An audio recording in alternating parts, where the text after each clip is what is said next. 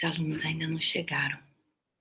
Vou aproveitar esse tempinho para conversar com você, que é do canal da Cabocla, que está assistindo as aulas.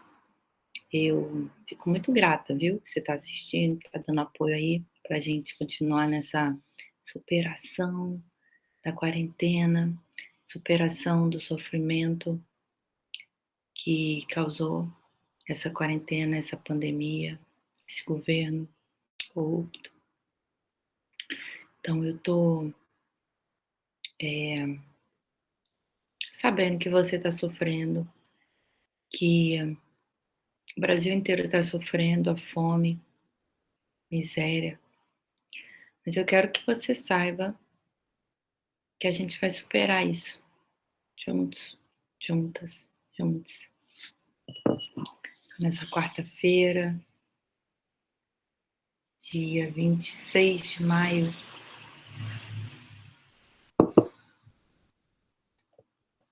a gente vai começar a discutir estética hoje também. E a questão vai ser sobre as narrativas mitológicas e a questão do ídolo. Quero dedicar essa aula ao professor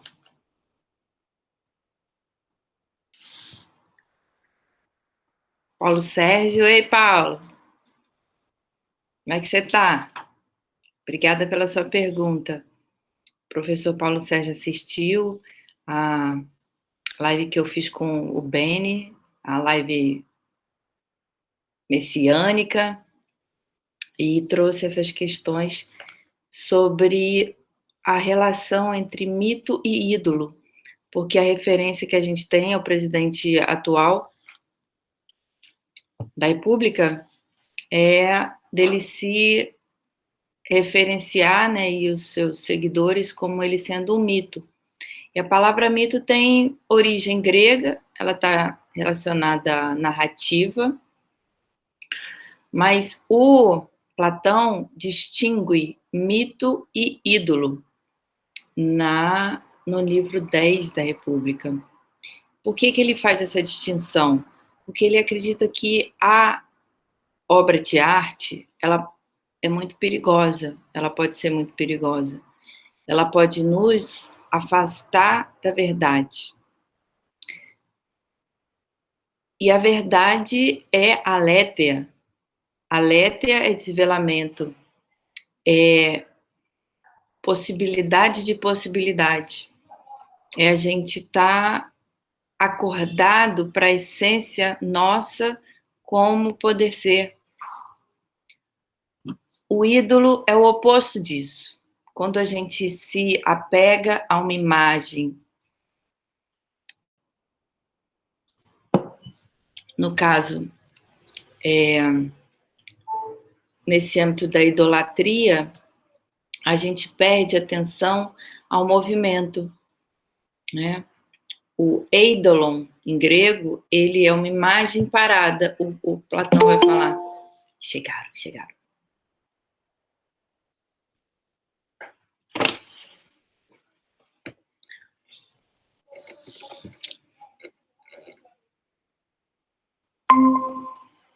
Bom dia, Renan. Bom dia, professora. Estamos aqui nesta... quarentena, quarta-feira. Vamos continuar conversando sobre estética. Se eu não me engano, na aula passada a gente falou sobre estética e ética por conta do Giges. O anel de Giges era aquele anel que torna a pessoa invisível e torna possível a invisibilidade, torna possível a falta de ética. Não foi isso? Foi isso mesmo. Ah, então, adorei a nossa discussão. E no final a gente ficou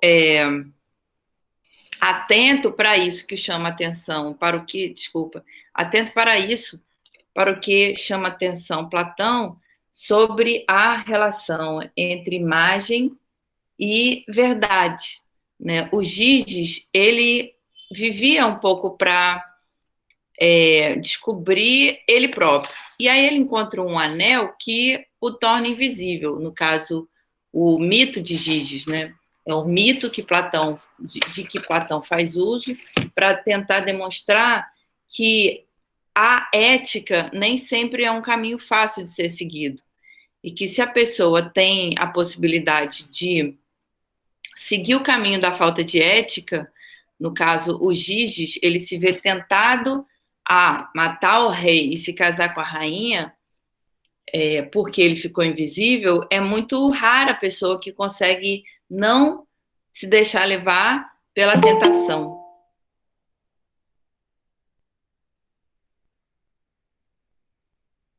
É muito rara a pessoa que consegue não se deixar levar pela tentação. Bom dia, Renata.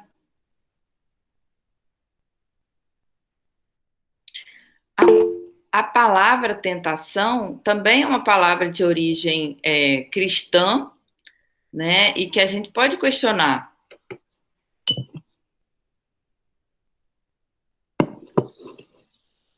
Ela tem vários sentidos, né? A gente pode falar que a pessoa tenta, por exemplo, ser ética, no caso do mito de Giges.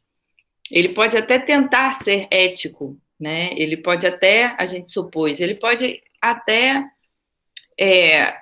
quando ele for rei, ele pode fazer aquilo que a gente espera de um bom rei. Ele pode dar educação para a população, ele pode dar saúde para a população, mas isso não faz com que ele seja, né, possa esquecer da falta de ética que ele teve ao matar o rei. Então, o princípio argumentativo de Sócrates é que você pode tentar ser ético, mas isso tem uma diferença. Tem uma diferença entre você tentar ser ético, né, e aí você vai poder tentar, por exemplo, seguir um princípio ético e não conseguir, e você ser ético de fato, né? Quando a pessoa é ética de fato, ela não se deixa tentar por aquilo que no cristianismo vai se chamar tentação. Você tem tentação do demônio, né? Tentação dos pecados capitais. Talvez, se não tivesse, pelo menos essa é a argumentação do filósofo alemão Friedrich Nietzsche, que se você não tivesse a interdição, ou seja, se você não tivesse o pecado, a concepção de que, por exemplo, você comer demais é pecado, né? Você não teria a tentação de comer muito, né? É a interdição, ou seja, é a proibição que faz você ter o desejo de comer muito.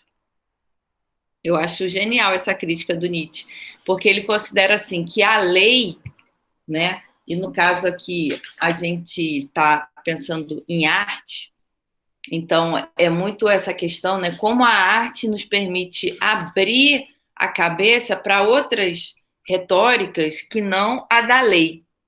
No âmbito da lei, a gente tem estritamente o dever ser, que a gente chama, né? De acordo com a filosofia kantiana. No âmbito do Platão, que é o autor que está nos servindo de norte, a gente vai ter essa discussão da reencarnação, que você tem que ser ético, porque se você não for ético, a sua alma vai ficar manchada e essa mancha, ela vai ressurgir nas suas vidas futuras. Então, vale a pena você ser ético, tanto porque a ética é capaz de te tornar mais feliz nessa vida, quanto porque nas próximas vidas você vai poder reencarnar de uma forma melhor.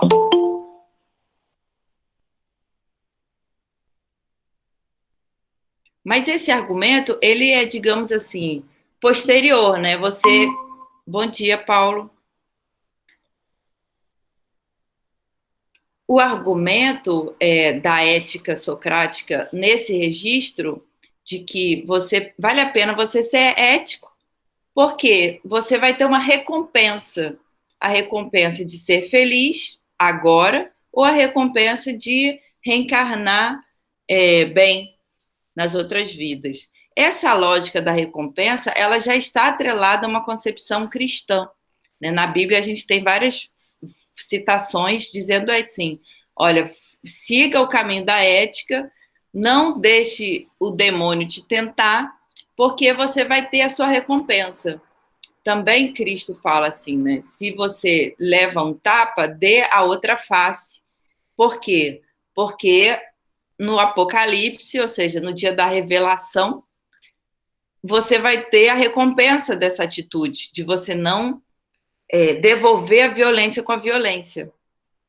Então, esse argumento cristão de que vale mais a pena você apanhar do que você bater, ele diz respeito a uma possibilidade de uma recompensa espiritual, né? Uma recompensa seja de Deus, seja de Jesus, seja do próprio mundo da encantaria, que é uma outra área que a gente pode falar sobre ela depois, mas tem essa lógica.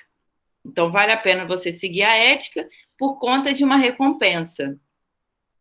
O Nietzsche, filósofo alemão, ele vai no outro caminho. Ele vai falar o seguinte, olha, a própria lei, quando ela é imposta, digamos, com rigor, ela inclui o desejo de superar, ou seja, o desejo de você ser contra a lei. Se você se impõe, por exemplo, eu gosto muito de comer chocolate, mas chocolate me faz mal, qualquer coisa que a gente come em excesso faz mal, então eu me proíbo de comer chocolate. Aquela proibição vai aumentar o meu desejo.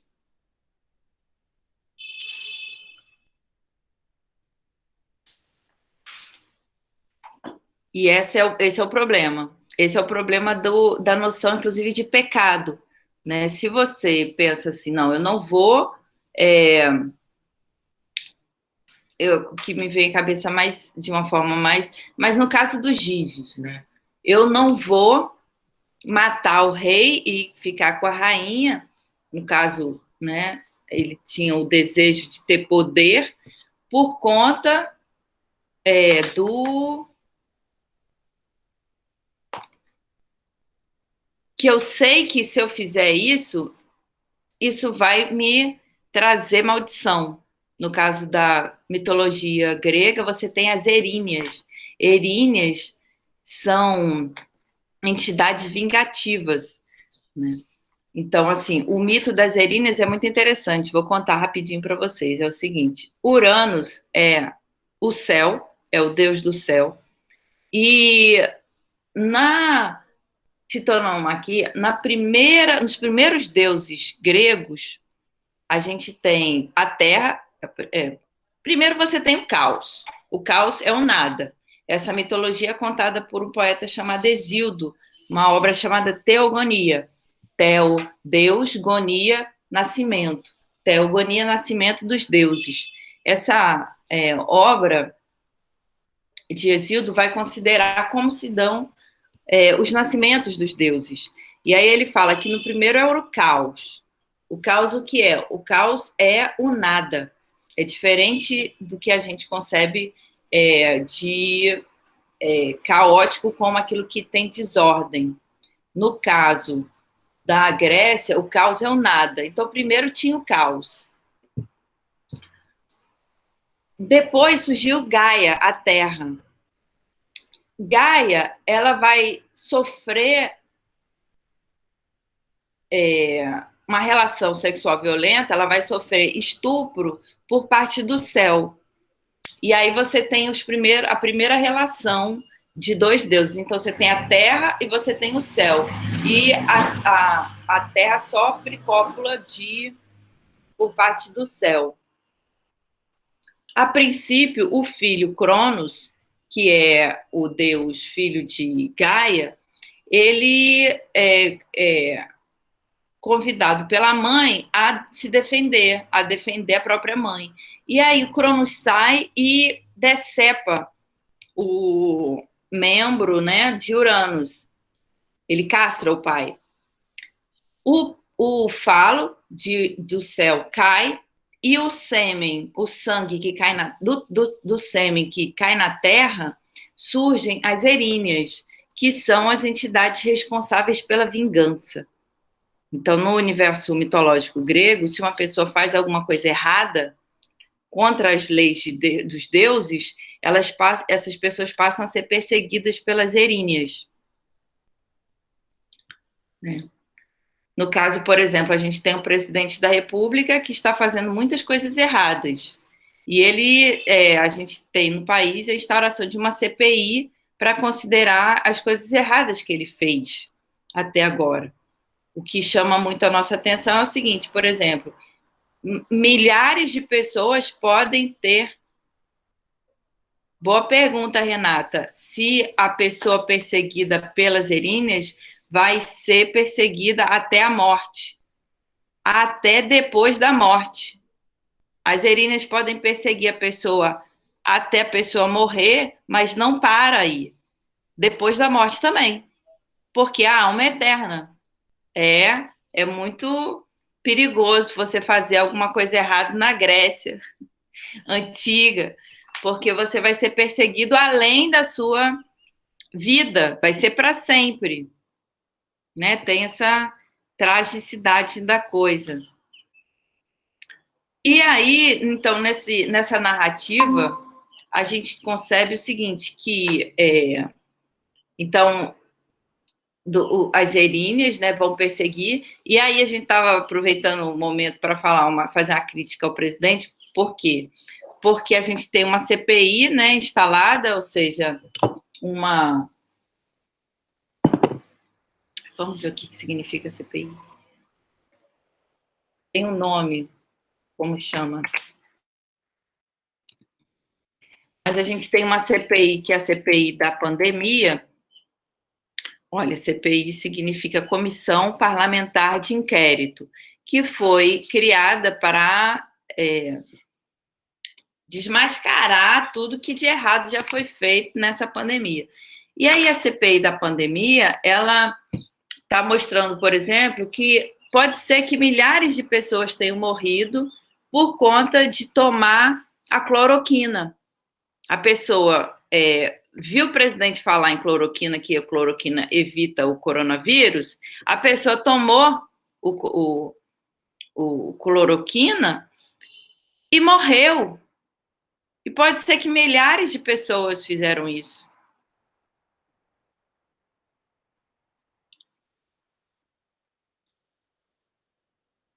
O que aconteceria com o presidente se ele estivesse na Grécia Antiga? Ele seria perseguido pelas eríneas até depois da morte.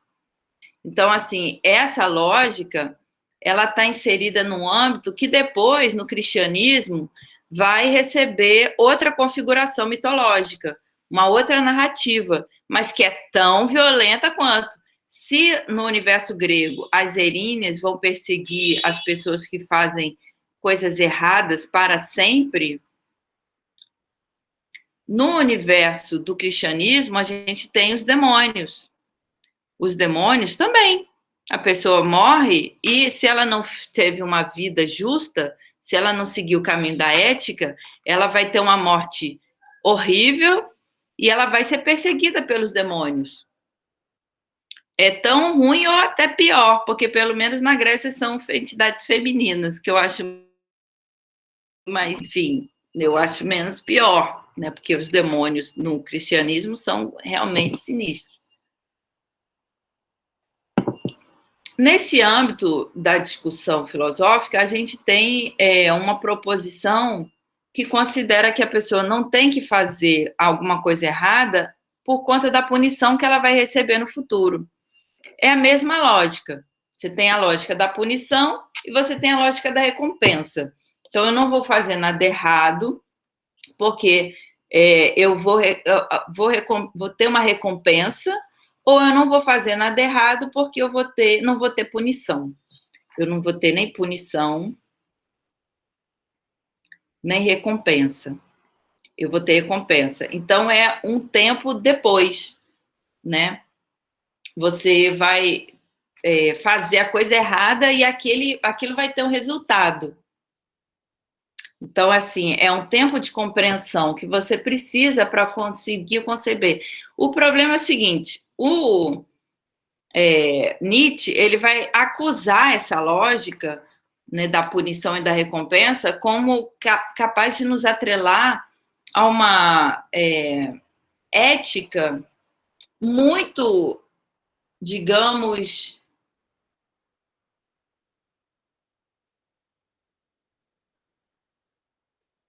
enfraquecedora. É uma ética que nos enfraquece, porque você fica pensando nas consequências do que você vai fazer, e você não fica no presente, porque você fica preocupado com aquilo que vai acontecer.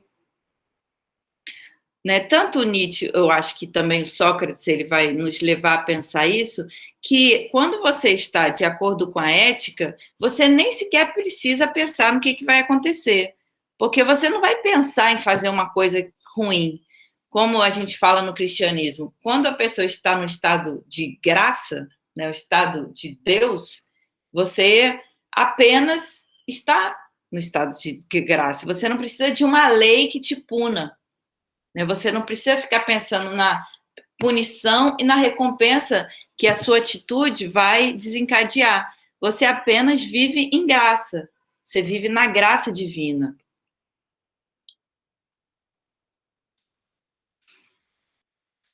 Então, assim, na arte medieval, a gente vai ver a configuração dessa possibilidade através da pintura dos anjos.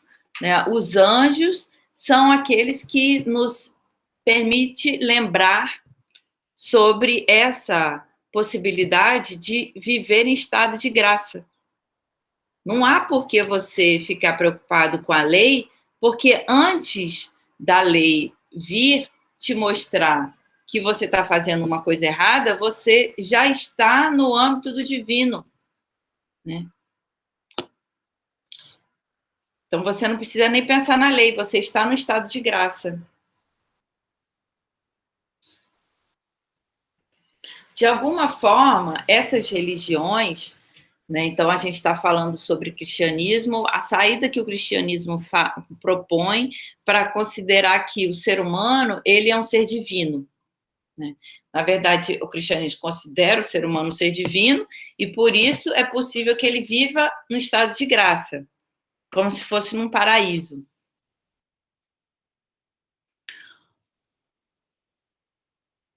É uma possibilidade. Então, assim, talvez a gente traga, assim, o Platão, pelo menos, ele traz toda essa retórica lá na República, dizendo a respeito das pessoas que são injustas, de que elas serão perseguidas e que as pessoas justas serão recompensadas, e toda essa discussão, né, que envolve a lei, envolve o ato de ser contra a lei, tem esse âmbito da discussão que é muito sob a atmosfera dessa mitologia, que é a mitologia das Erínneas.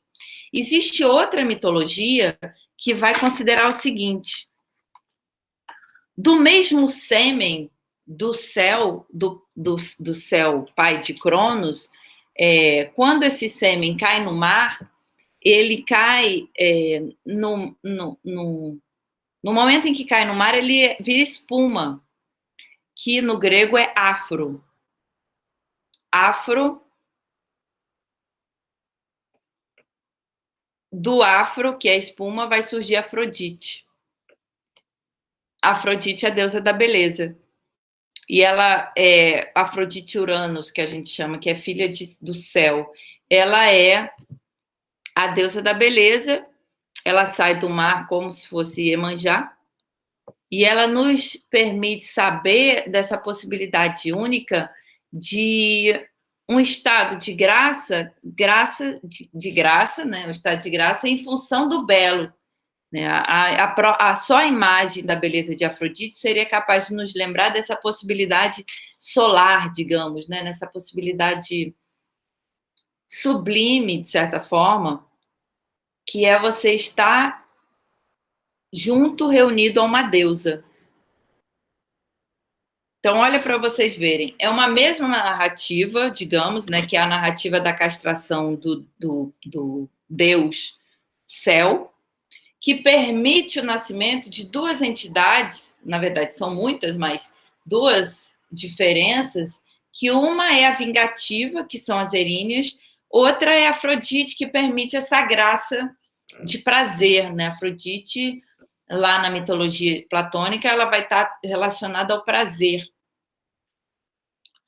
E aí você tem essa discussão de que a pessoa que ela não se preocupa, nem precisa se preocupar com a lei, apenas ela pode chegar até o prazer, que é o prazer divino de Afrodite. Né? Isso aí tá falado numa obra chamada Filebo, que aí você tem essa revelação de que você tem a lógica da métrica, que o Sócrates chama de métrica dos prazeres, de que por que você vai evitar comer muito, mesmo que você goste muito de comida? Porque a longo prazo você vai ter o problema de ficar gordo. Então, o problema da indigestão. Exatamente isso, Renata. Obrigada pela pergunta. É exatamente isso. Quando o sêmen cai na terra, dele surgem entidades da vingança, que são as eríneas. Quando o sêmen cai no mar, vai surgir a Afrodite, que é a deusa da beleza. Né? São destinos totalmente diferentes para o mesmo sêmen do céu. O sêmen do céu. O que tem aí? O problema é que você tem um perigo. O perigo é o seguinte, assim como a Afrodite ela é causa de beleza, ela também pode ser causa de cegueira, né? Conforme Sócrates vai falar lá no Filebo. Quando que a Afrodite vai ser causa de cegueira? Quando você perde o poder de distinção daquilo que é verdade e daquilo que é falso. Então, se você toma Afrodite como um ídolo, né? E a palavra ídolo no grego é o eidolon. Quando você toma Afrodite como um ídolo, você imediatamente você torna essa imagem algo estático, algo sem movimento. Então, por exemplo, você quer pintar Afrodite. Vocês sabem que vocês têm esse compromisso de fazer uma obra de arte. Então, você quer pintar Afrodite. E aí você pega e começa com essa suposição de que Afrodite possa ser uma coisa estática, que você possa pegar e desenhar a cara de Afrodite. Aí você vai estar no erro. Você não vai conseguir trazer à tona a essência da deusa. Por quê? Porque a essência da deusa é movimento.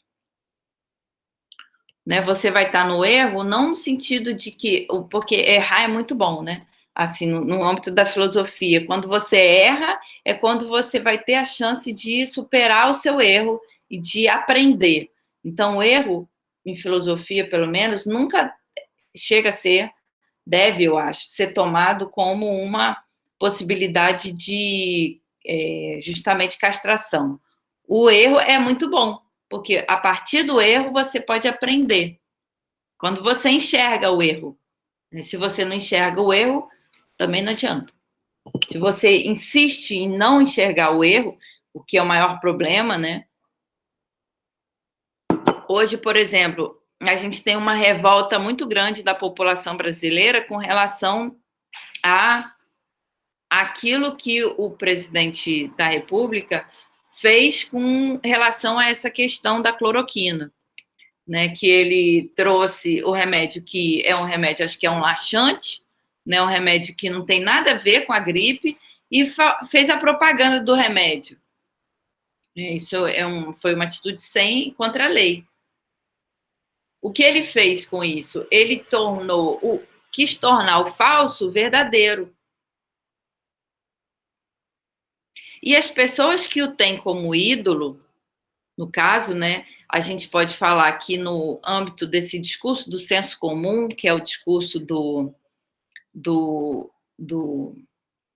das fake news, é o discurso que elegeu o presidente, né, o senso comum, ou seja, aquilo que se fala sem que uma pessoa se considere autora daquilo que foi dito. A gente tem uma o sinônimo. O mito e o ídolo são tomados como sinônimo. Então, assim, no âmbito grego, a gente vai ter Platão fazendo a diferença entre mito e ídolo. Para Platão, o mito é uma narrativa do âmbito daquilo que pode estar relacionado à verdade. Bom dia, Thalita. Bom dia, professora. Desculpa o atraso. Imagina, tudo bem. Então, assim, no âmbito grego, a gente tinha essas duas palavras, né? O mito e o ídolo. Antes do surgimento de Platão, é possível que elas fossem sinônimos.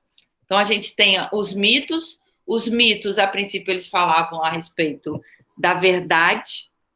Então, você vai ter, por exemplo, as narrativas mitológicas dos deuses.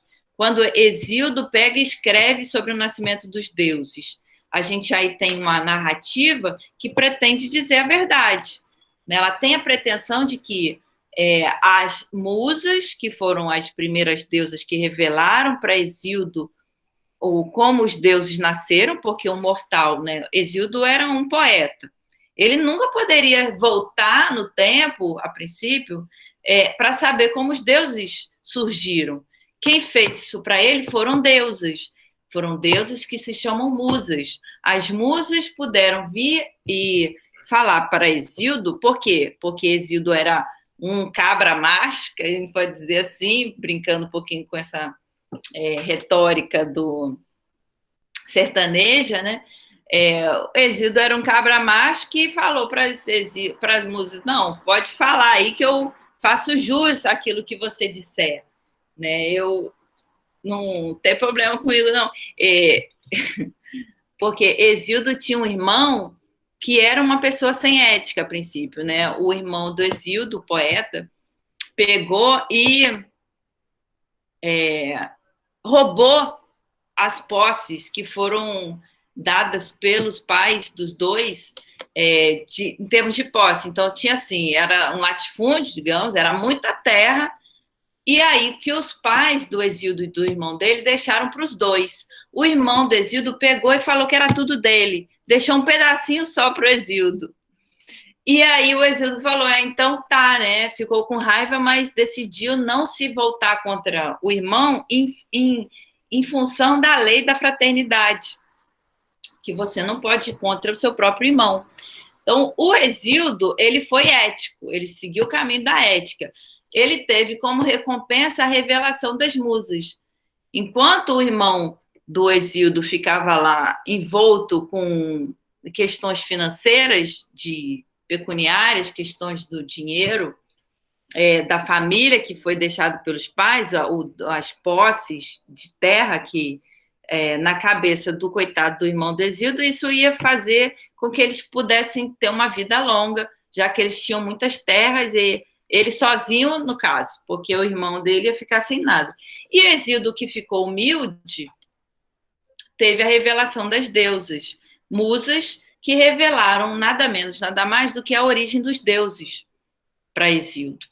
Então, assim, a gente, nesse âmbito da argumentação, já pode até antever sobre o que, de certa forma, Platão está falando quando ele fala, olha, você não precisa ficar preocupado com o futuro quando você está fazendo uma coisa ética.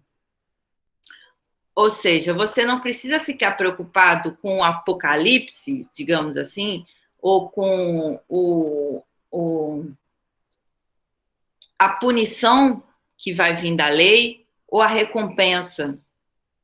Quando você está no caminho da ética, ou seja, quando você consegue não ser egoísta, quando você consegue ser solidário, quando você consegue ter compaixão, quando você consegue ouvir a outra pessoa que está falando, é natural que você consiga ser feliz. E mais, você vai conseguir realizar o seu destino. No caso de Hesíodo, o destino dele era escrever poesia e estar atento a essas divindades, as musas, que contaram para ele como surgiram os deuses. Então, assim, o discurso de Platão é esse discurso de que há um caminho que já é um caminho da graça, digamos, né? Que é um caminho de estar em sintonia com os deuses, com as deusas, que é quando você é um artista, digamos, um poeta, e você está preocupado apenas com a sua arte, você vai ter uma ajuda divina.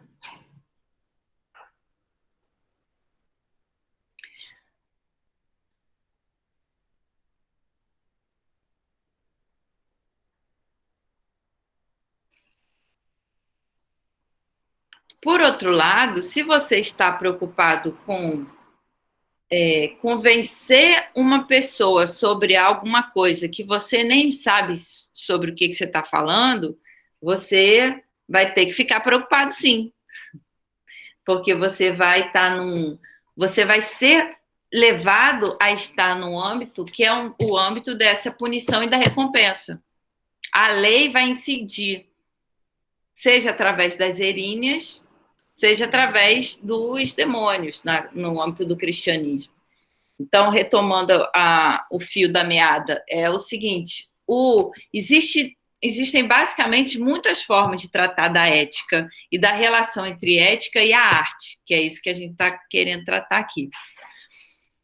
O Platão, ele parte dessa distinção entre mito e ídolo para considerar que o ídolo ele vai sempre estar atrelado ao falso. Por quê? Porque o ídolo, ele, no próprio conceito de eidolon, ele diz sobre algo que é estático, que é sem movimento. Então, eu quero pintar Afrodite, aí eu faço o ídolo de Afrodite. O que acontece? Eu falseio essa divindade. Para eu conseguir falar ou mostrar Afrodite, na essência da Afrodite, eu tenho que antes estar disposta à revelação da deusa.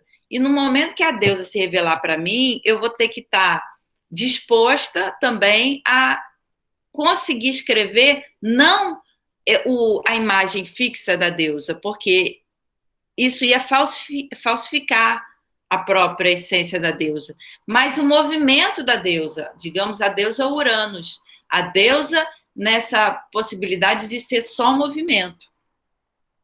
Então, a princípio, a gente olha assim, poxa, parece super difícil, né? O artista poder escrever, poder mostrar a verdade, porque não basta o artista ele estar disposto a fazer, escrever, a colocar ali no papel um verso, ou no papel uma pintura, ou esculpir uma imagem.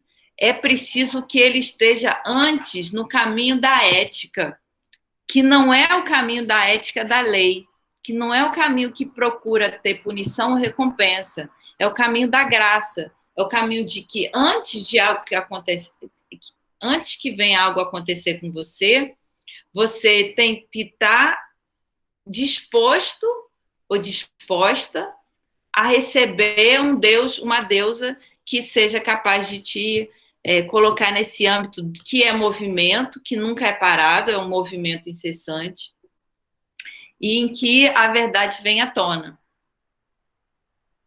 Parece difícil, mas na verdade é muito simples. Basta você não ter pensamentos maus.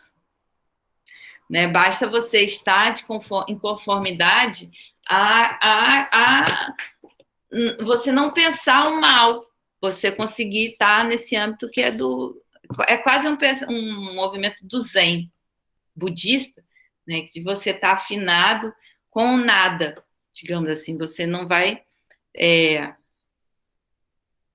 sim, Renata, é difícil. São, digamos, muitas imagens que nos tiram dessa possibilidade de estar em contato com o não ser, né? Com o nada. O Sócrates vai considerar que isso é destino, né? Você tem que ter esse destino. E que, na verdade, a sua alma já vem disposta a essa possibilidade, de modo que... por que quando eu falo, poxa, é fácil? Porque, na verdade, no âmbito dessa discussão, em Platão, você já vem de outras vidas trazendo essa possibilidade.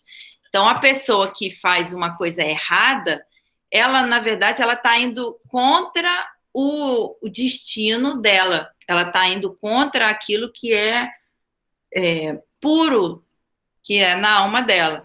Então, assim, você tem essa... É uma retórica que no cristianismo vai ser assim, né? Na verdade, é muito simples. Basta você estar disposto à graça divina. Você não tem nem que pensar. Quanto mais você pensa, mais você se distancia dessa possibilidade. Mas isso é no cristianismo. E por isso que talvez o Nietzsche ele vá condenar o cristianismo. Porque cristianismo e pensamento filosófico se opõem na medida em que o cristianismo ele não faz um elogio do pensamento, né? Vai ser muito diferente, por exemplo, na tradição árabe, que a gente tem uma tradição árabe que considera aí o Deus Alá. Alá é conhecimento. Então, as pessoas que são seguidoras de Alá, elas são levadas a passear pelo mundo, a viajar pelo mundo, porque elas identificam Deus com conhecimento. E quanto mais elas conhecerem, quanto mais elas estiverem dispostas ao conhecimento, mais afinadas elas vão estar com Deus. No cristianismo é diferente, né? Você tem uma guerra incessante entre Deus e o demônio, e que se você não está com Deus, você está com o demônio, ao mesmo tempo que, a princípio, a graça de Cristo é algo super acessível para quem é pobre. Então, se você é rico, você tem muito perigo rondando a sua atmosfera. Tem aquela frase célebre que é mais fácil um rico... É mais difícil um rico entrar no reino dos céus do que um camelo passar no buraco de uma agulha. Ou seja, o rico é difícil que ele alcance essa graça divina, por quê? Ou porque, para ele conseguir administrar a riqueza dele, ele vai ter que se haver com os vícios do dinheiro, e aí ele não vai conseguir chegar nessa virtude que é a virtude essa pureza, né, de você não ter que ficar se preocupando com nada além do que estar no âmbito do divino. Já o pobre, ele está mais perto de Deus, segundo o cristianismo. Por quê? Porque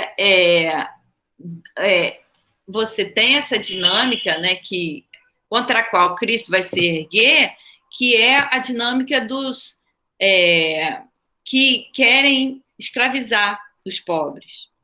Então, assim, ele se coloca no âmbito dos mais pobres, porque ele vê maldade da parte daquela elite que quer permanecer escravizando as pessoas que são pobres.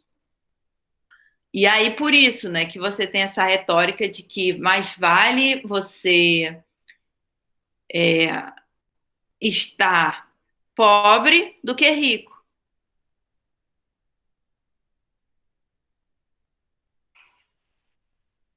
O pobre ele está mais perto de Deus, que ele tem mais chance de estar de acordo com a ética cristã. Então, ao mesmo tempo que parece difícil, é muito fácil. Talvez a Carolina de Jesus, a poetisa, né, que foi... ela ficou conhecida porque ela era negra e era pobre. E ela escreveu durante muito tempo desde a favela. Mas talvez justamente a sociedade que considera que a poesia dela é importante porque ela era negra e pobre, está errada. Porque, muito pelo contrário, é porque ela era negra e pobre que ela se dispôs à arte poética e não teve que ficar preocupada onde que ela ia morar, porque ela já estava na favela, não ia ter que ficar preocupada. Por mais que ela tivesse esse tipo de preocupação, mas assim, ela não tinha preocupação financeira, porque ela não tinha dinheiro, ela vivia do que ela coletava, né, no lixo, que ela revendia. E hoje ela é, sabidamente, uma poetisa, assim, talvez a maior poetisa que o Brasil já teve, Carolina de Jesus. Então, assim, seguindo a argumentação socrática, a Carolina, ela escreveu divinamente, não porque ela era pobre ou negra, ela escreveu divinamente porque ela conseguiu se deixar tomar só pela arte. Enquanto as pessoas burguesas ficam preocupadas em comprar um liquidificador, ou comprar um objeto que satisfaça temporariamente um desejo de sanha, um desejo que é sanha, a Carolina de Jesus pôde se dispor apenas para a poesia, apenas para a arte. E isso sim é raro, né, Renata? Que você falou que é difícil. É raro. Talvez venha de outras vidas, segundo como Sócrates considerou. Talvez venha de outras vidas. Talvez nós sejamos seres que viemos reencarnando e que a pessoa, por exemplo, que não consegue fazer o mal, alguém tenta corromper a pessoa. Então, digamos, naquele exemplo do Giges, o mito de Giges, e aí a gente vai trilhando esse caminho do porquê que Platão julga importante diferenciar o mito do ídolo, o mitós do eidolon. E por que ele fala que o eidolon está sempre no âmbito do falso, enquanto o mito fala da verdade. Por quê?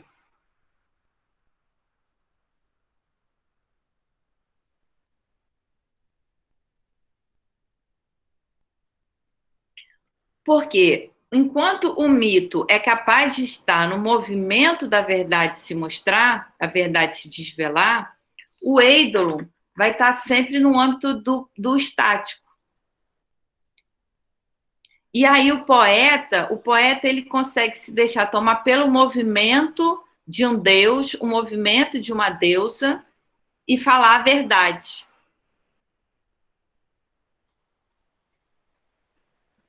O poeta verdadeiro, no caso que Platão vai distinguir o poeta verdadeiro do poeta que, enfim, não é poeta. O poeta verdadeiro já é poeta. E aí o poeta ele tem que estar disposto a essa graça divina, esse contato com os deuses, essa atenção ao sagrado. Então, o poeta, pode ser que ele, no caso assim, alguém vem corromper o poeta. Não faz nem sentido. Não faz sentido, porque o poeta ele nunca vai se dispor à corrupção, né? Ele, no caso, a alma dele não permite que ele faça o mal. A pessoa pode tentá-lo até dizer, chega, não, você vai fazer isso para mim, eu vou te dar um dinheiro para você fazer isso. Não faz sentido, porque o poeta ele está de acordo com Deus, ele está de acordo com os deuses. Então, o poeta, no caso, esse poeta que é o do âmbito assim da graça divina, né, de estar podendo estar em contato diretamente com os deuses para trazer a verdade, ele sequer pode ter uma relação com os mortais no mesmo jeito que nós temos, né? Porque quando a pessoa está afinada com Deus, ela está num âmbito totalmente outro do que esse senso comum. E aí só a narrativa mítica consegue atender a essa requisição de verdade. Então, assim, o mito, quando ele é falado, ele é comentado por Platão, ele vai servir ao próprio Platão a mostrar a verdade quando é mais difícil. Então, a gente tem, por exemplo, o mito da caverna.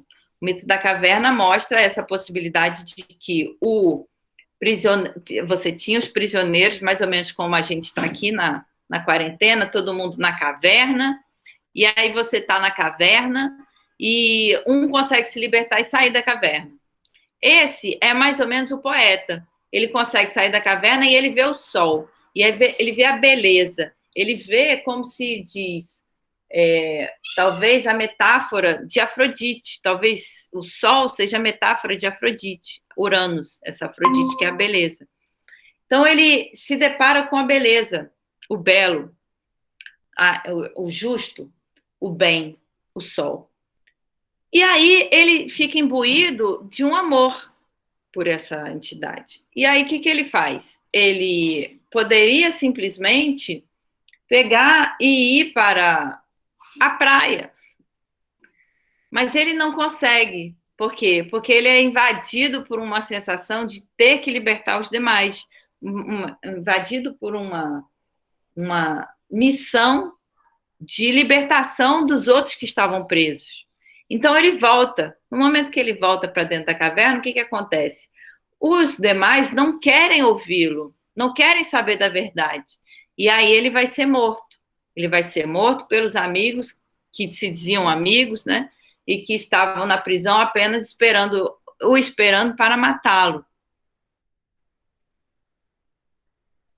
Esse mito, que é construído por Platão, ele é capaz de expor a verdade, assim, nesse sentido de que, por mais que a pessoa esteja do lado do bem, o destino dela vai ser de sacrifício, porque no momento em que a pessoa está relacionada ao bem, no âmbito dessa investigação sobre a verdade, ela vai ser perseguida pelos maus.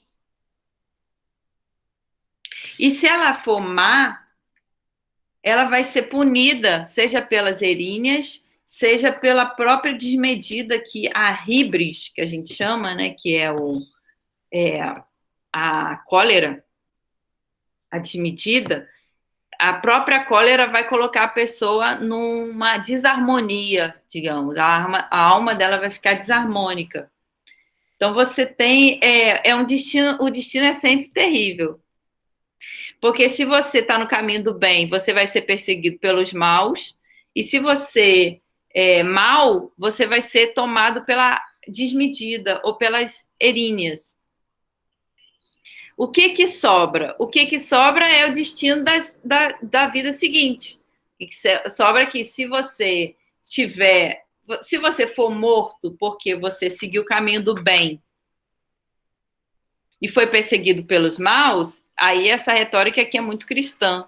Se você for morto porque você seguiu o caminho do bem e foi perseguido pelos maus, vai te sobrar que na próxima vida você vai vir já sabendo da beleza e já sabendo da bondade como um caminho melhor. E aí você vai poder ser feliz por alguns momentos. Por exemplo, agora eu estou feliz porque eu estou conversando com vocês sobre essa questão.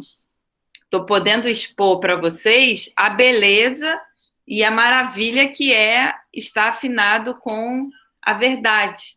Por quê? Porque você pode estar afinado com um Deus, com uma deusa. Então não há nada mais maravilhoso do que você estar no caminho do bem, porque isso vai permitir que você ainda tenha a experiência do divino. Já aquelas pessoas que são más e que vêm fazendo mal, elas vão perseguir aquela pessoa que faz o bem, porque a essência do divino está naquela pessoa que faz o bem. E todas as pessoas, no caso a natureza humana, e se realiza com base nessa possibilidade de estar serenado por uma energia que é uma energia divina. Então, as pessoas más, elas vão perseguir a pessoa boa, porque a pessoa boa é capaz de emanar uma energia divina. Só que elas vão matar essa pessoa, digamos, né, que faz o bem. Porque elas próprias não são capazes de emanar uma energia divina. Elas são capazes apenas de perseguir a pessoa que tem energia divina e tentar sugar aquela energia divina daquela pessoa. Elas não são capazes de gerar energia divina. E aí você tem o risco de que a pessoa má, ela vai sempre estar sendo punida e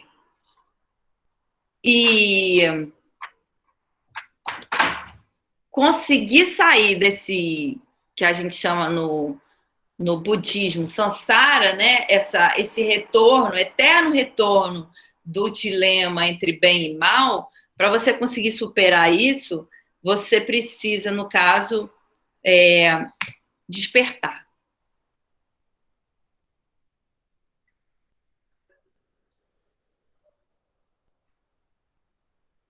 Pode parecer difícil, mas é a única coisa que vale a pena. Nada mais vale a pena, segundo assim a filosofia, os filósofos, né? Nada mais vale a pena. O que vale a pena nessa existência é despertar. Uma vez desperto, fala o Nietzsche, o Friedrich Nietzsche, ele fala assim, que uma vez acordado, uma vez tendo acordado, nunca mais você vai voltar a dormir. Nunca mais você vai se esquecer da maravilha que é esse poder ser afinado com os deuses. De modo que aquele que foi desperto, ele... Bom dia, Pedro. Bom dia, professora. Aquele que foi desperto, não é que ele tenha a escolha entre fazer o bem ou fazer o mal. Ele não consegue fazer o mal porque ele está desperto. E aí, se o mal vem até ele, no caso, é muito difícil, né? Primeiro, o mal vir até uma pessoa boa. É difícil pelo seguinte, porque ela tem uma energia divina que expele o mal. Ao mesmo tempo, você vai ter essa dinâmica de que os maus vão em busca do bem, porque do bem emana uma energia divina. Então, você vai ter assim, uma guerra, né? Uma guerra de que o que faz o bem não precisa se preocupar, porque se ele tiver afinado com a arte, que é a dele, ele vai estar em perfeito, eterno retorno da maravilha que é poder estar em consonância com o sagrado.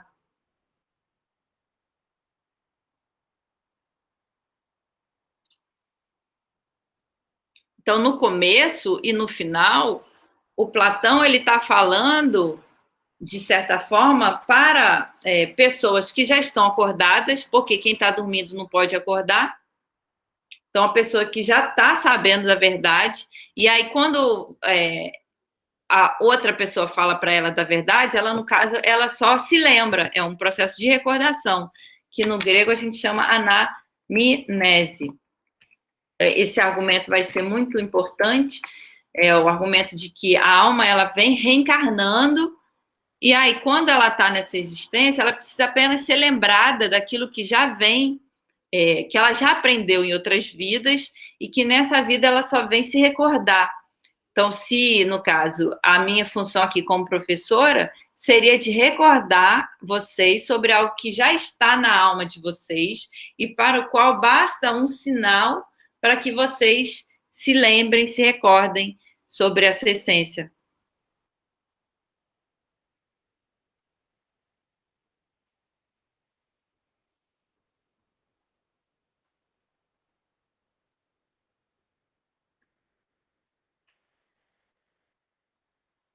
O mesmo argumento que a gente está estudando assim no âmbito da mitologia grega, ele tem uma ressonância no discurso que a gente conhece, né, do judaísmo. O judaísmo foi uma religião que foi criada por um profeta que se chamou Moisés, que era profeta de uma população que foi escravizada no Antigo Egito, né, pelo faraó, e que num determinado período da história teria exigido a libertação. Essa narrativa mítica também está presente no Velho Testamento e vai nos convidar a pensar que o profeta Moisés, ele libertou a população que depois ficou conhecida como judia, né, os judeus, libertou e prometeu, Deus revelou-se para o profeta Moisés, deu a ele os 10 mandamentos, a tábula dos 10 mandamentos, no caminho que ele traçou entre a saída do Egito, Egito-África, saída do Egito para ir até a Terra Prometida, Israel. Esse caminho de libertação, digamos assim, foi, segundo o Velho Testamento, encaminhado por Deus. Então, Deus se revelou para o profeta Moisés e trilhou esse caminho de libertação do Egito para a Terra Prometida. Deus, assim como deu ao profeta Moisés os 10 mandamentos, então, não matarás, não cometerás adultério, né, aqueles 10 mandamentos assim, fundamentais e tal, que não são seguidos pelas pessoas que estão no poder atualmente. A gente tem as milícias, elas matam, né, sem perguntar se a pessoa, enfim, elas matam primeiro e perguntam depois, né, tem essa concepção. Então, o Brasil atualmente, ele está nas trevas, porque justamente a gente tem muitas pessoas que não estão seguindo os 10 mandamentos.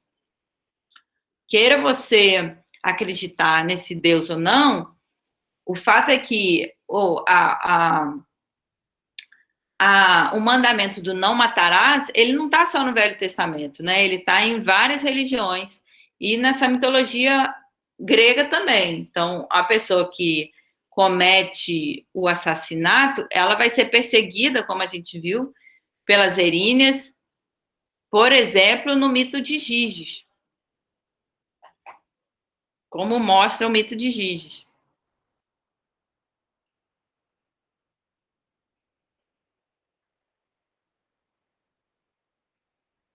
Então, na saída do Egito, o profeta Moisés vai ter a revelação dos 10 mandamentos e vai ter mais, vai ter a revelação da condenação da idolatria. Então, Deus teria falado para o profeta Moisés: é absolutamente condenável a idolatria. O que é a idolatria? É você pegar uma imagem e falar que essa imagem é de Deus. No caso, o povo judeu, como é narrado lá no Velho Testamento, volta e meia vai pegar um cordeiro e vai falar que aquele cordeiro é de Deus, é a imagem de Deus. Isso estaria presente muito, de uma forma muito forte nos cultos. Então, você tinha cultos, né, que vai dar a palavra cultura. Você tinha cultos em que se realizava ali a dança, a festa, a partir da imagem de um cordeiro de ouro. E aí foram várias vezes que o profeta estava lá rezando para Deus no alto da montanha, e o povo, quando ele voltava, o povo estava no maior festão, com o cordeiro de ouro, mandando ver na cachaça, mandando ver no vinho, nas festas, orgia, comendo solto. E aí Deus ficava enfurecido. E Deus voltava enfurecido, jogando raio em todo mundo, falando: ó, isso aí, esse povo aí não merece o que eu estou mostrando, que é o caminho divino, caminho paradisíaco. É preciso punir esse povo. Então, assim, lá no Velho Testamento, a gente tem o Nietzsche, o Friedrich Nietzsche, falava que ele gostava muito mais do Velho Testamento do que do Novo. Por quê? Porque quando chega a figura de Cristo, dá uma apaziguada naquela coisa toda, fica só a graça divina. E o Nietzsche gostava do negócio pegar fogo. Aí ele falava: não, bom mesmo é no Velho Testamento, que aí você tem lá uma dinâmica da pessoa tá indo contra Deus, Deus no mesmo momento faz a terra se abrir, a pessoa cair lá no meio dos infernos. E tem assim, quando a pessoa está lá fazendo a festa de idolatria, o que acontece? A idolatria é condenada, então, né? Se a pessoa pega uma imagem e fala que aquela imagem é a imagem de Deus, ela já é punida, já tem que ser punida imediatamente. Então, você tem essa... você lendo, parece assim, né? Parece a festa junina. A pessoa tá lá, de repente ela pega um cordeiro e começa a dançar, e aí vem Deus perseguindo a pessoa tem que correr, porque senão Deus sempre vai pegar, né? Deus está em todo lugar, não é isso? Então Deus vai sempre chegar e punir se a pessoa está indo contra Deus. Mas, assim, é uma narrativa, né? Uma narrativa a gente sempre pode criticar. E aí, o que eu acho genial dessa narrativa, Eu acho muito interessante essa condenação que a religião judaica vai oferecer à idolatria, por conta do seguinte, o Platão também, né? O Platão vai criticar a idolatria, o judaísmo, os judeus vão criticar a idolatria. Por quê? Porque, justamente, a idolatria, ela quer confinar numa imagem ou numa escultura algo que é movimento. Então, se Deus é movimento, se Deus ele pode, de repente, jogar um raio aqui em mim e me matar porque eu estou falando besteira. Se Deus é movimento, se Deus é essa entidade fantástica que pode me punir quanto for, né? Se eu estivesse assim, falando uma besteira, ele já vai e condena, né? Assim, parece filme de Hollywood, que você está ali no faroeste, né? Que você está ali, você tem que ficar atento a Deus, porque senão Deus vai sair te perseguindo. Então, assim, a idolatria, ela é o oposto do divino. Então, ela é condenável a priori, porque ela tenta instalar numa imagem algo que é grandioso. Então, assim, no caso desse discurso da mitologia judaica, ela é antes, eu enxergo assim, pelo menos, é antes um convite para a gente poder se deixar tomar pela grandiosidade que é Deus. Ao invés de querer reduzir essa grandiosidade a uma imagem, você é incessantemente convidado a não veja Deus numa imagem, porque Deus é maior. Não se deixe enganar, né, por uma imagem, porque Deus é muito maior do que isso. E aquilo, assim, todos os dias você sendo convidado a ver a grandiosidade de Deus, aquilo deve ir mudando a sua essência, né? Eu não sou judia, né? Eu sou assim, cabocla, então eu sou muito mais relacionada às entidades da floresta. Mas eu entendo que você, no manto, se você está na floresta e você vai ficar, como que você vai ficar?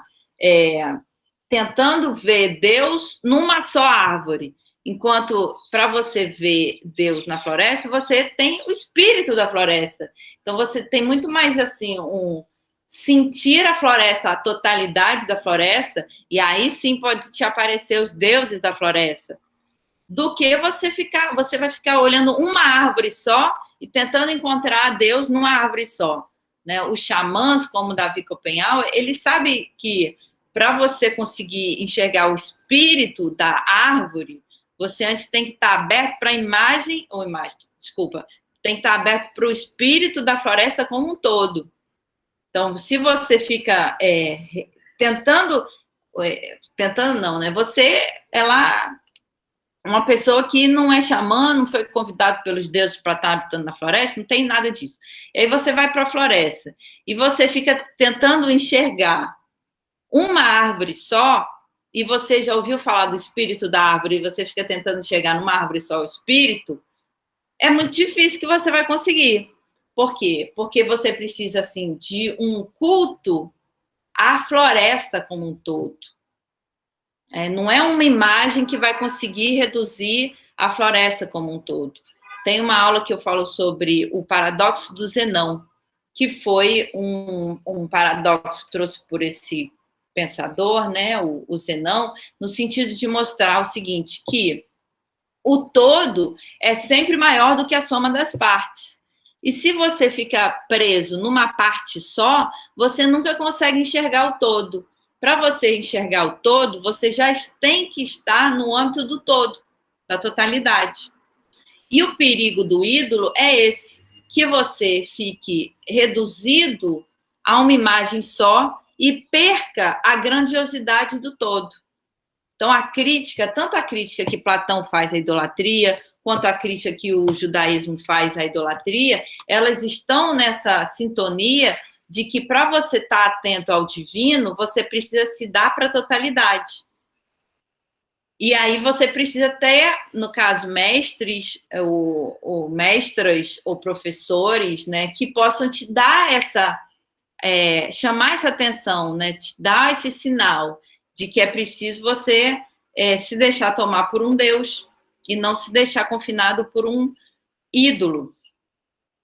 No âmbito da nossa política tupiniquim aqui, né, do Brasil atual, a gente pode fazer a mesma crítica por conta do seguinte: o presidente atual, que fez propaganda da cloroquina, que possivelmente causou a morte de milhares de pessoas que tomaram o raio do remédio achando que ia se prevenir do coronavírus, e aí as pessoas ficaram fracas porque tomaram um remédio que tornava elas fracas, e depois veio o vírus que terminou de matar a pessoa, né? Você tem aí o povo, o senso comum, chamando ele de mito.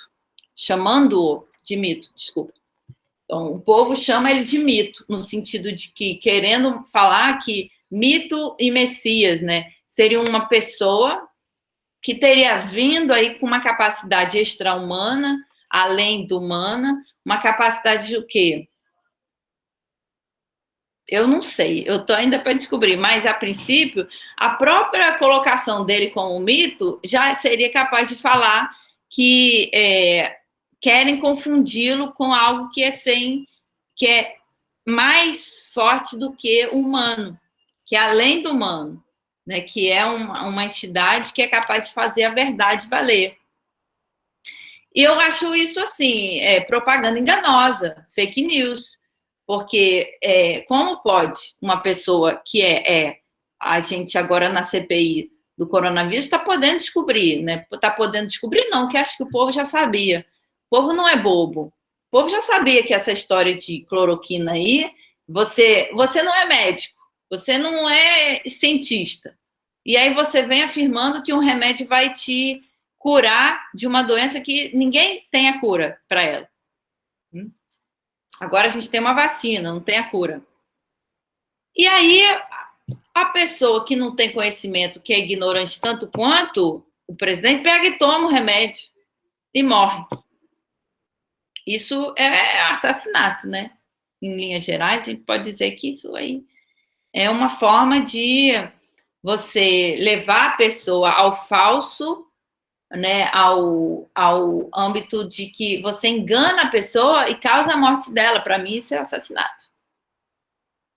Em outras vias, se não é com uma arma de fogo, é com a consciência. Então, assim, a crítica que o judaísmo e o Platão, no livro 10 da República, vão fazer à figura do ídolo, ele nos leva a poder sempre estar criticando. Seja a pessoa que se coloca como um mito, né? Imagina, eu vou chegar aqui e falar para você, eu sou um mito. Eu acho que é a coisa do demônio isso.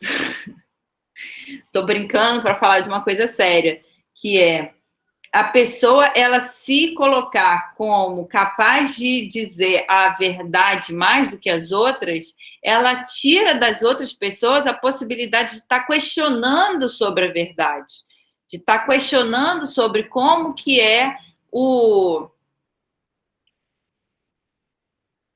poder de investigação sobre isso mesmo, que é a verdade.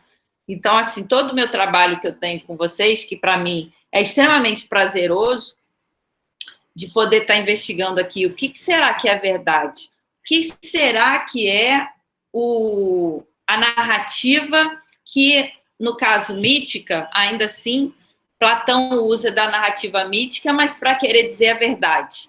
Para Platão, o mito é mais capaz de dizer a verdade do que outras narrativas. Né? No momento em que Platão assim, ele está se havendo com um acontecimento que é muito difícil de falar sobre ele, ele pega e faz o uso do mito.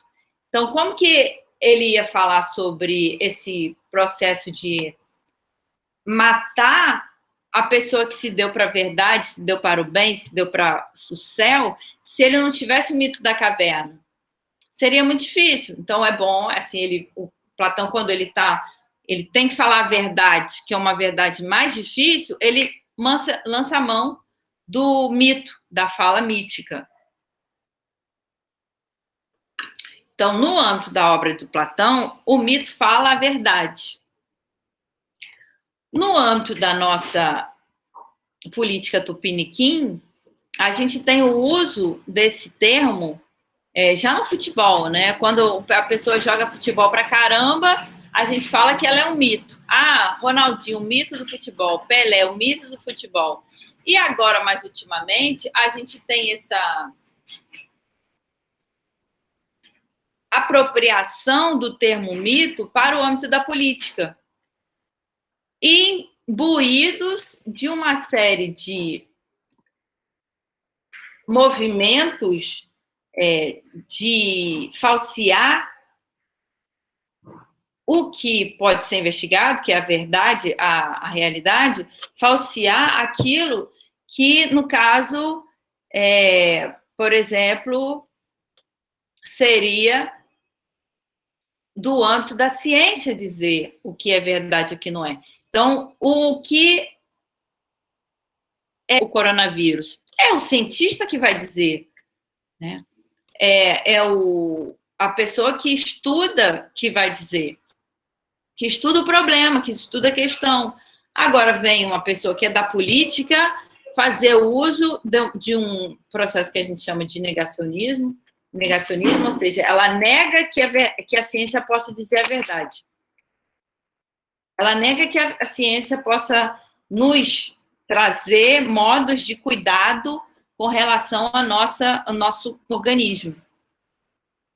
E ainda faz propaganda do oposto, ou seja, daquilo que traz a doença, ela fala que traz a cura. Aquilo que traz a deterioração do corpo, ela pega e fala que traz o cuidado com o corpo. Então, é extremamente pernicioso, a gente fala pernicioso, esse argumento utilizado pelos políticos que estão no poder. Agora a gente está podendo ver o perigo disso, né? O perigo da pessoa fazer uso de uma retórica, no caso, inclusive uma retórica que tem fundamento grego, né? Que a palavra mito é grega, para causar a morte, né? Intencionalmente, né? A pessoa ela faz uso de uma retórica porque ela considera que algumas pessoas não têm valor e podem morrer. No caso, por exemplo, as pessoas indígenas. Já foi falado várias vezes, o presidente, no caso, falou várias vezes que as pessoas de etnia indígena não têm valor e podem morrer. É de uma perniciosidade, né? É de um horror de você desfazer do valor que uma pessoa tenha, é de uma grosseria, de uma... É o desvalor da vida ao limite do que se pode pensar como possível. Então, eu sou, de certa forma, muito agradecida, né, pelo esse conhecimento que traz aí o judaísmo e o platonismo, desse poder criticar a idolatria. Quando a gente aprende a criticar a idolatria, a gente aprende também a criticar esses aventureiros, digamos, né, essas figuras que são recorrentes no Brasil, na verdade.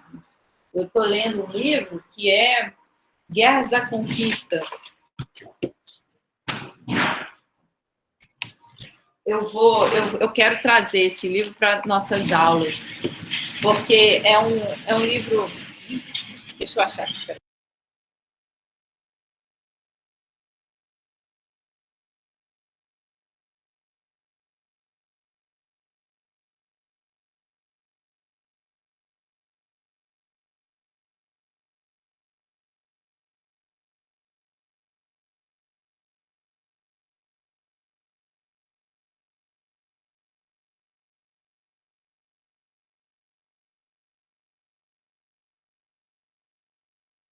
Professora, tá mutado. Obrigada, Renan. Obrigada, Renata. Esse livro, Guerras da Conquista, escrito pelo Felipe Milanês e pelo Fabrício Lírio Santos, ele vai buscar revelar isso que ficou, digamos, recalcado, né? Que ficou... foi, assim, cruelmente inventado no Brasil, que é o mito de que o Brasil foi descoberto. Esse livro ele propõe dizer a verdade de que foi, na verdade, uma invasão, né, a invasão dos portugueses dessas terras, e que essa invasão veio imbuída de uma retórica, que é essa retórica de que eles vieram como heróis salvar um povo que estava aqui perdido nas trevas.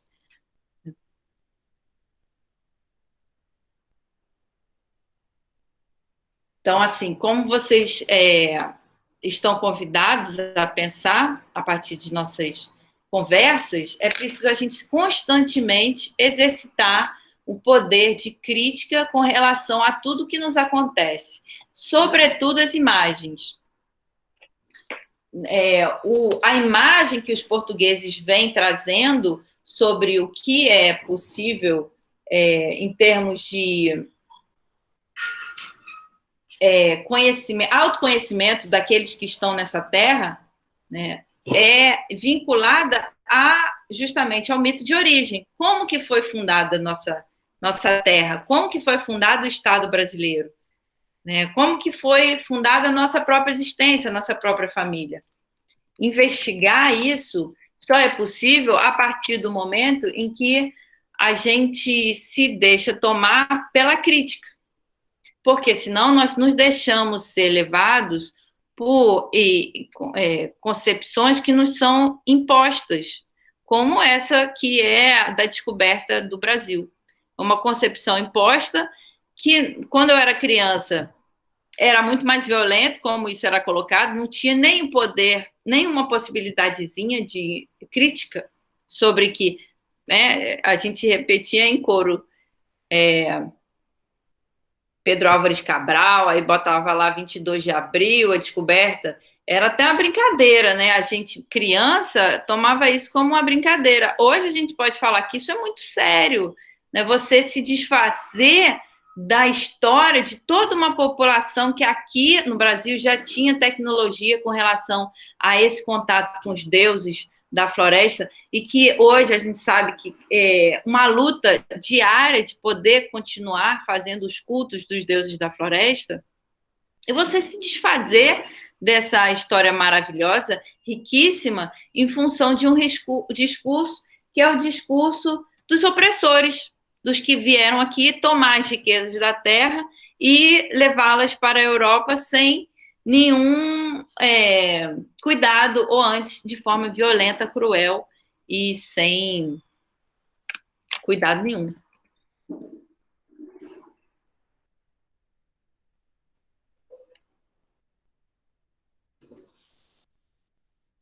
Então, hoje a gente pode fazer uma crítica sobre isso. O trabalho dos artistas, acredito eu, que pode estar afinado a esse poder ser investigação, contestação, crítica, análise, consciência dessa perniciosidade que está atrelada aos discursos falsos, e aí a crítica dos ídolos é muito profícua no sentido de poder nos convidar incessantemente a essa investigação do que vem a ser falso e do que vem a ser verdadeiro.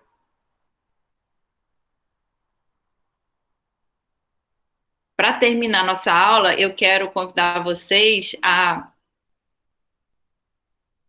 apreciar esse artista que é o Távaro e que traz na obra dele uma forma de enxergar a origem dessa terra como possível de estar aí num exercício que é um exercício de cuidado do povo negro, mas também do povo branco, um exercício de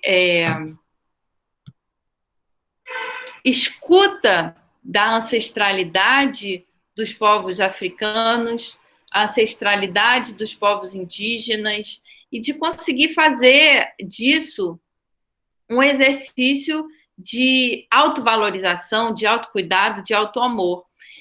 Para terminar nossa aula, eu queria convidar vocês, então, a pensar. A gente hoje fez muitas críticas à concepção de que a imagem possa dizer a verdade, né?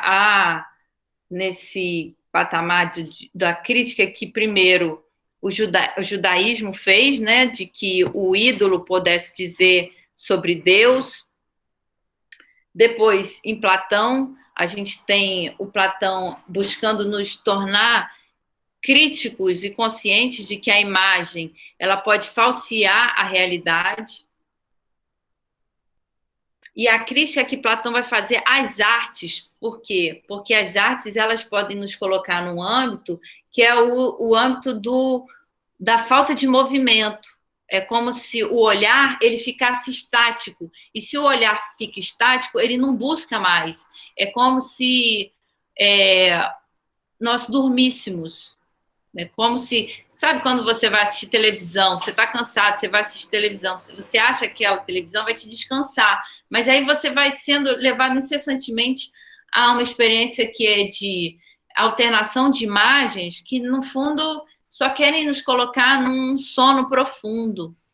Então, a crítica que Platão faz a esse âmbito do ídolo enquanto imagem estática, eu acredito que está relacionado a uma crítica de que a gente possa estar afinado com os deuses no âmbito das imagens. Mas, justamente, para desconstruir tudo que a gente falou, talvez, vem aí um artista sensacional, que é o Távaro, e que consegue fazer, na sua obra, justamente uma busca, mostrar aí uma busca, ou antes até de encontro, né? Ele encontra essa sabedoria que é o poder ser da imagem capaz de evocar uma relação de sintonia nossa, de nós humanos, com os deuses. Mas isso é preciso a gente poder estar desperto, eu acho, já para essa riqueza que é a riqueza das nossas ancestralidades africanas, para poder enxergar isso. Então, não é toda pessoa que vai olhar a obra do Távaro e vai reconhecer nessa obra o máximo da riqueza que a gente pode ter no âmbito desse registro da nossa herança africana, que ainda perdura no Brasil e que, se depender de mim, vai ser eterna. Não é todo mundo que consegue ver valor nessas imagens.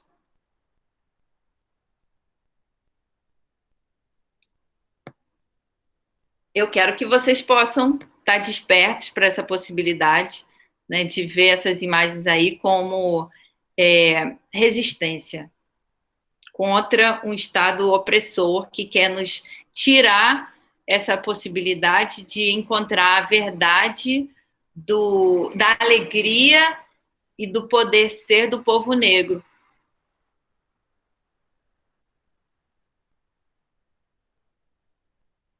Então, a nossa aula hoje fica por aqui.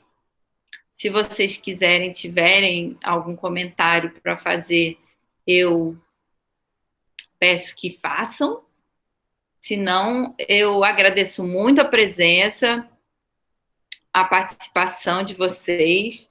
Desejo uma ótima semana e que na semana que vem nós possamos estar juntos de novo. Tá bom, professora. Bom final de semana, professora, também. Para você também, Pedro. Obrigada, professor. Obrigada, Thalita. Obrigada, Renata. Obrigada, Renan, Paulo. Beijo no coração. Até semana que vem. Tchau, professora. Tchau, Renan. Obrigada. Mais um dia de aventuras de uma professora de filosofia.